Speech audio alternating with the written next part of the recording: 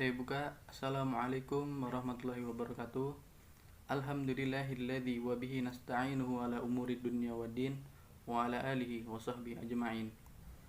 Yang terhormat kepada Ibu Diah Mukminatul Hasimi, MESY, selaku dosen pengampu mata kuliah Sejarah Peradaban Islam, dan rekan-rekan sekalian yang saya banggakan. Di sini kami sebagai kelompok 12 ingin menyampaikan materi kami, yaitu Peradaban Islam Indonesia pasca kemerdekaan. Kami yang beranggotakan satu, yaitu Abdurrahman Saputra dengan NPM 215101003 sebagai moderator, dan rekan saya Ajeng Rahayu dengan NPM 215101007 sebagai pemateri, dan rekan saya satunya lagi dengan Etika Darojah dengan NPM 2151039 sebagai pemateri. Baiklah, untuk menyingkat waktu, sebelum dimulai presentasi kita pada hari ini, marilah kita awali dengan mengucap basmalah. Baik, untuk menyingkat waktu, kepada pemateri dipersilahkan untuk menyampaikan materinya. Baik, terima kasih kepada moderator. Materi yang pertama adalah Islam Indonesia pada masa revolusi. Islam mulai memasuki wilayah politik Indonesia sejak pertama kali negara Indonesia mengadakan pemilihan umum atau pemilu dengan cara membuat suatu wadah, yakni mendirikan partai politik. Pada waktu itu, partai yang berasaskan ada dua. Yang pertama adalah Partai Masyumi dan yang kedua adalah Partai NU. Melalui wadah ini, umat Islam memainkan perannya sebagai seorang politikus yang ingin menanamkan nilai-nilai Islam. Dalam tesis Harun Nasution yang berjudul The Islamic State in Indonesia, The Rise of the Technology, The Movement and for its Creation, and the Theory of the Masyumi, beliau mengemukakan bahwa perbedaan besar antara NU dan Masyumi.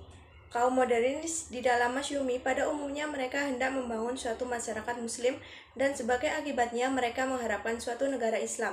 Kelompok yang diwakili NU lebih sering memperjuangkan suatu negara sebagai langkah pertama, dan melalui negara Islam ini mereka hendak mewujudkan suatu masyarakat Islam.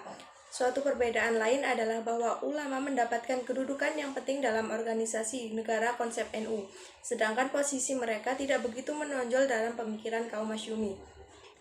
Islam di Indonesia pada masa revolusi dibagi menjadi 4. Yang pertama adalah masa revolusi liberal.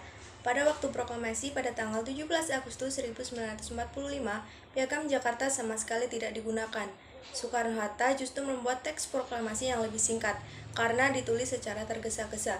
Semenjak PPKI diubah menjadi PPKI, presentase nasional Islam pun merosot tajam. Yang sedikit agak melegakan hati umat Islam adalah keputusan KNIP. Komite yang dipimpin oleh Sultan Syahrir ini membahas usulan agar dalam Indonesia merdeka, soal-soal keagamaan digarap oleh satu kementerian tersendiri dan tidak lagi diperlakukan sebagai bagian tanggung jawab dari Kementerian Pendidikan.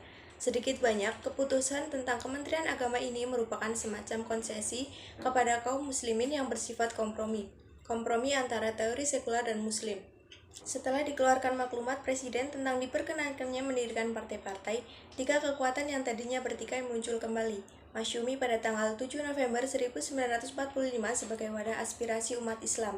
Partai Sosialis pada tanggal 17 Desember 1945 yang mengkristalisasikan falsafah hidup Marxis, dan PNI pada tanggal 29 Januari 1946 yang mewadahi cara hidup nasionalis atau sekular. Namun, dalam perjalanan sidang-sidang konstituante, perdebatan ideologi mengenai dasar negara terkristalisasi menjadi Islam dan Pancasila. Ketika dekret Presiden dikeluarkan, konstituante dinyatakan bubar dan Undang-Undang 1945 dinyatakan berlaku kembali. Hal ini menandai era baru, yakni era demokrasi terpimpin.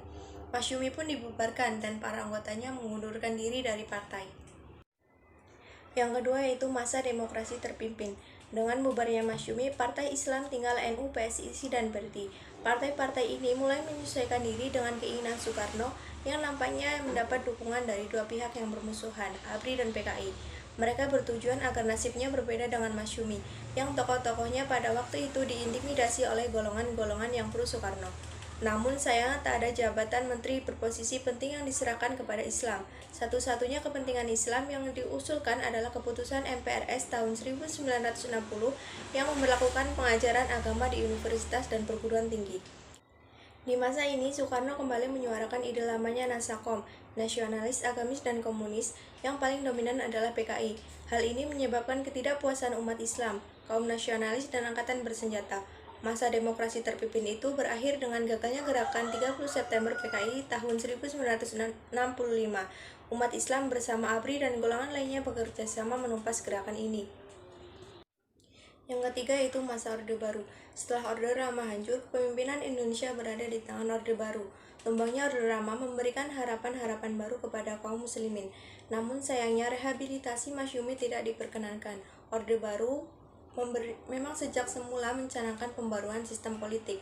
Parpol difusikan ke dalam PPP dan PDI pada tanggal 5 Februari 1973.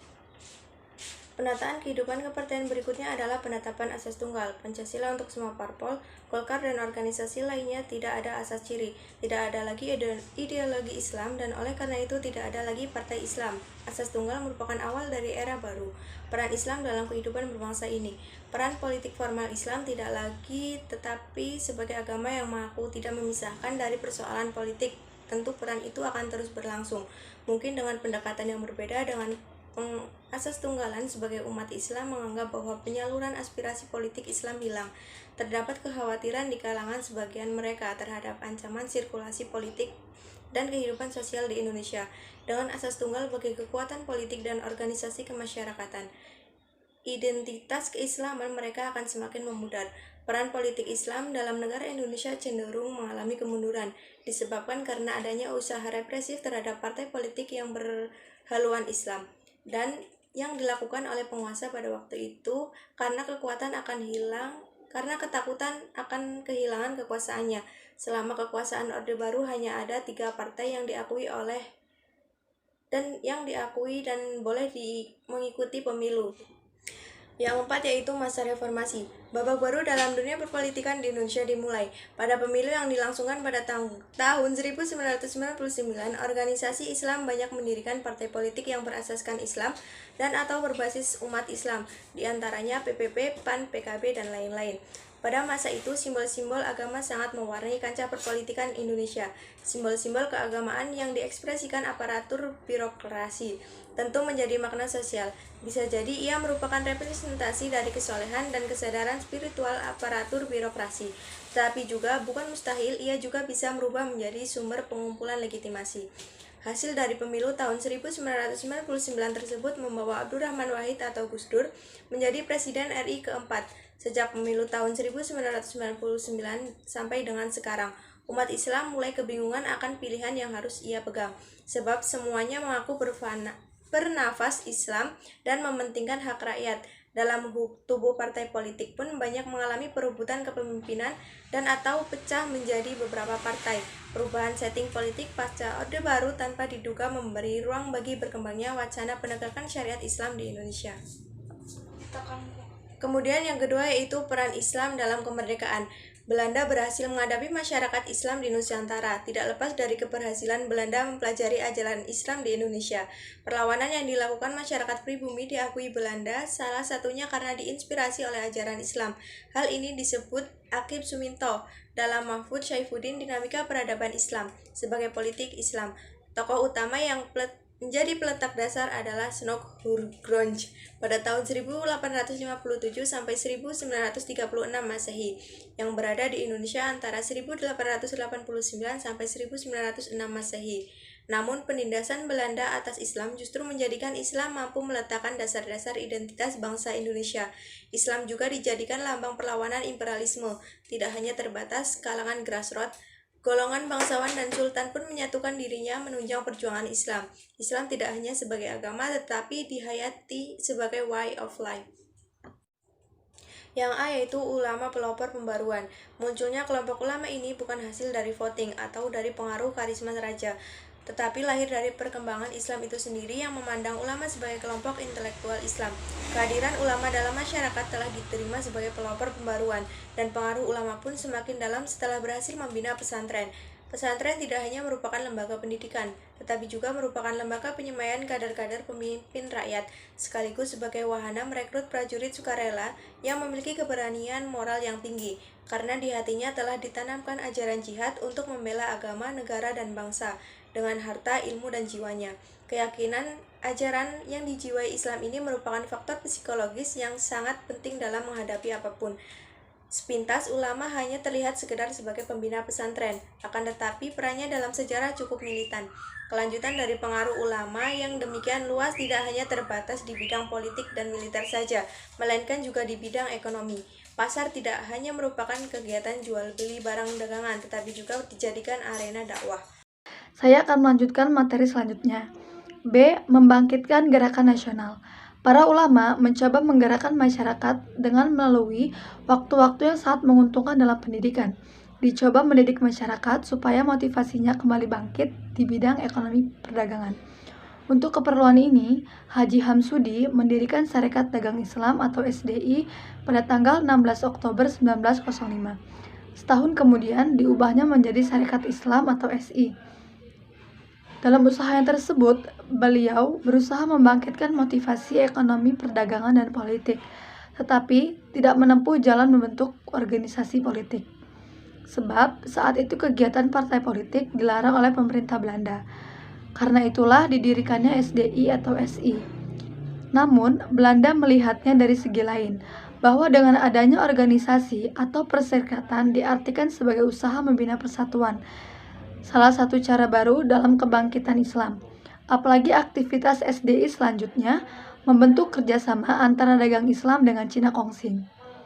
Sejak Belanda abad ke-18 berusaha mencegah asimilasi antara Cina dengan Islam. Kesatuan Cina dalam susunan Mataram yang disertai dengan masuknya Cina ke dalam agama Islam mengiklami Belanda untuk melahirkan kebijakan yang berusaha memisahkan asimilasi antara Cina dengan Islam.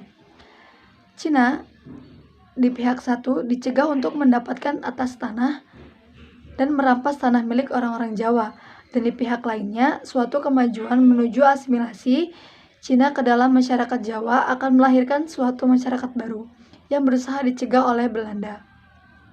Kebijakan Belanda yang mencegah terjadinya asimilasi pada abad ke-20 terletak pada latar belakang sejarah mereka yang sama.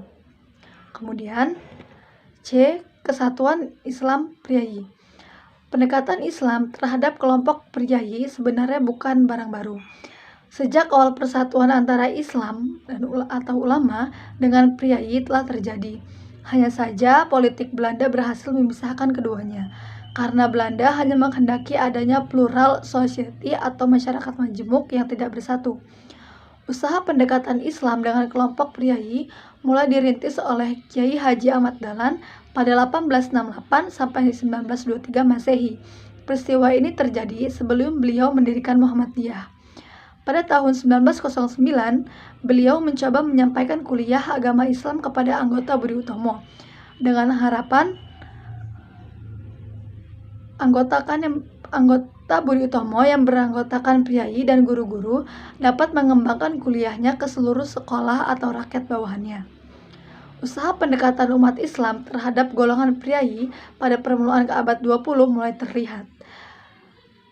Ternyata, pengangkatan HOS Cokro-Binoto pada tahun 1882 sebagai pimpinan SI sangat tepat. Cokro segera mengadakan reorganisasi, dan SI mulai mendapatkan pengesahan sebagai badan hukum di depan notaris E.B. Terkuler pada 10 September 1912.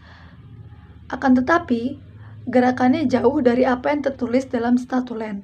Yang dimaksud jauh di sini adalah tidak merupakan ormas yang bergerak terbatas pada bidang perdagangan dan sosial saja. Dalam waktu 4 bulan, SI telah sanggup mengadakan Kongres 1 di Surabaya pada tanggal 26 1913. Kongres ini mendapatkan dukungan masyarakat yang banyak. Belanda ketakutan terhadap usaha SI yang berusaha menyadarkan rakyat akan politik. Pemerintah mulai melarang pembentukan Sentral Sarekat Islam atau CSI pada tanggal 30 Juni 1913. Namun, larangan ini tidak mempan.